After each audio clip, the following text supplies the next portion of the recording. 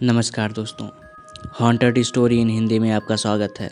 अगर आपने अभी तक हमारे चैनल को सब्सक्राइब नहीं किया तो पहले सब्सक्राइब कर लें ताकि ऐसी ही डरावनी कहानी हम आपके लिए लाते रहें। कहानी को सुनने वाले भले ही इसको मनगढ़ंत मान लें। वो कहते हैं ना, जिस पे बीतती है वही उसका दर्द समझ सकता है। ऐसा ही कुछ मुझ पर भी बीता, जिसे मैं आज आप सभी को सुनाना चाहता हूँ। बात आज से लगभग 3 साल पहले की है, जब मैं अपनी करीबी दोस्त की शादी में शामिल होने उसके गांव गया था। हम दोनों दिल्ली की एक कंपनी में साथ काम करते थे, लेकिन उसका परिवार राजस्थान के एक छोटे से गांव से संबंध रखता था।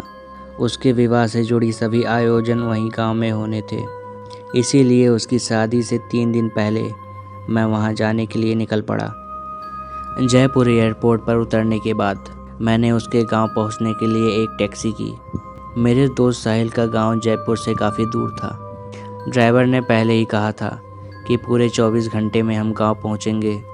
सफ़र लंबा था, इसीलिए टैक्सी ड्राइवर से भी बात शुरू हो गई। बातें करते करते उसके गांव देहात में फैले भूत प्रेतों के किस्सों का भी जिक्र छेड़ दिया। ड्राइवर का कहना था कि जिस गांव में मैं जा रहा हूं, वहां तो डायनों का आना जाना आम है।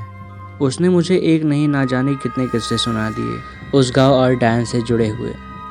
अब आप तो जानते हैं कि दिल्ली जैसे महानगर में रहने वाले युवा को इन सब आत्माओं और डायनों की बात पर यकीन नहीं है, बल्कि मेरे जैसे अंधविश्वासी लोगों के लिए यह सब मनोरंजन का बस एक जरिया बन सकता है, इससे ज़्यादा कुछ नहीं। लेकिन शायद वह आखिरी बार था जब मैंने इन सब काली शक्तियों को बस एक मजाक के रूप में ले लिया था, क्योंकि उसके बाद तो जैसे मैं इन पर ना सिर्फ विश्वास करने लगा बल्कि हर समय उनकी उपस्थिति का एहसास भी करने लगा। ड्राइवर का कहना था कि हम सुबह 8 बजे तक अपनी मंजिल पहुंच जाएंगे। रात 10 बजे के आसपास हमने एक ढाबे पर खाना खाया और फिर सफ़र की थकान की वजह से आंख लग गई। अचानक हमारी गाड़ी ख़राब हो गई, और वो भी ऐसी जगह जहां से कुछ भी मदद मिलना लगभग नामुमकिन था। मुझे समझ नहीं आ रहा था कि क्या किया जाए। सुबह होने का इंतज़ार भी नहीं कर सकते थे और आसपास कोई ठीक जगह भी नहीं थी।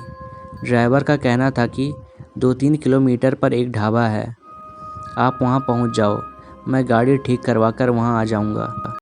मैंने उसकी बात मान ली और पैदल चलने लगा।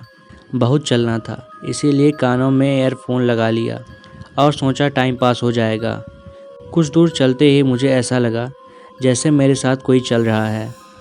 बड़ी तेज महक सी आ रही थी और बहुत देर तक अपने साथ किसी के होने का एहसास हुआ। पहले लगा कि जैसे यह मेरा वहम है, लेकिन धीरे धीरे वह वहम हकीकत, यूँ कहे तो भयानक हकीकत की शक्ल लेने लगा। पहले मुझे केवल एहसास हो रहा था कोई मेरे साथ चल रहा है, लेकिन धीरे धीरे किसी की शारीरिक आकृति मुझसे कुछ कदम दूरी पर दिखाई देने लगी। वह एक सुंदर लड़की थी। उसने मुझसे पूछा, इतनी रात को अकेले कहाँ जा रहे हो? तो मैंने उसे अपनी बात बता दी कि कैसे मेरी गाड़ी ख़राब हो गई और मैं पैदल चलने के लिए मजबूर हूँ। मैंने भी उससे यही सवाल किया कि वह इतनी रात को कहाँ जा रही है। उसने मुझे बोला कि वह अक्सर इस रास्ते पर आती जाती है। इससे पहले कि मैं उससे और कुछ पूछता, उसने मुझे बोला कि आपकी दोस्त की शादी तो कल है ना, आप कैसे पहुँच पाओगे? उसका यह सवाल सुनकर मैं हैरान हो गया। मैंने पूछा, आपको मेरी दोस्त की शादी के बारे में कैसे पता? तो उसने मुझे बताया कि ऐसे ही। मैं चुप हो गया। उसने अपना नाम कविता बताया था। फिर वह कोई अजीब सा गाना गुनगुनाने लगी और मैं चुपचाप उसके साथ चलता रहा। आगे बढ़ा तो सामने एक बड़ा और घना पेड़ दिखाई दिया। मैं उसकी तस्वीर उतारने लगा तो उस लड़की ने मुझे ऐसा न करने को बोला। मैंने पूछा, क्यों? तो उसने बोला, रात के समय तस्वीर नहीं उतारते। मैंने अपना कैमरा अंदर रख लिया।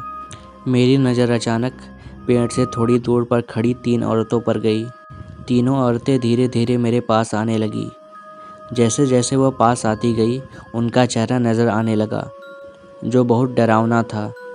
वह मुझे अपने पास बुलाने लगी, लेकिन कविता ने उनका इशारा देख लिया और मुझे तेज़ तेज़ चलने के लिए बोला। फिर भी वह औरतें हमारे पीछे आ रही थी। वो औरतें अचानक से उल्टे पैर चलने लगी और उनका सर एकदम से घूम गया। मेरी तो एकदम हवा टाइट हो गई थी। मैं चलने क्या भागने लगा। थोड़ी दूर आते ही वह औरतें गायब हो गई और मैंने कविता से पूछा कि वह औरतें कौन थी। उसने बताया कि इस गांव में पिछले कई सौ सालों से वह घूम रही हैं। गांव के लोग उन्हें बुरी आत्माएं कहते हैं। आपको उनसे बचाने के लिए ही मैं आपके साथ साथ आई हूँ। मैंने पूछा, तुम कैसे बचा सकती हो? उसने फिर कोई जवाब नहीं दिया। हम बहुत दूर निकल आए थे।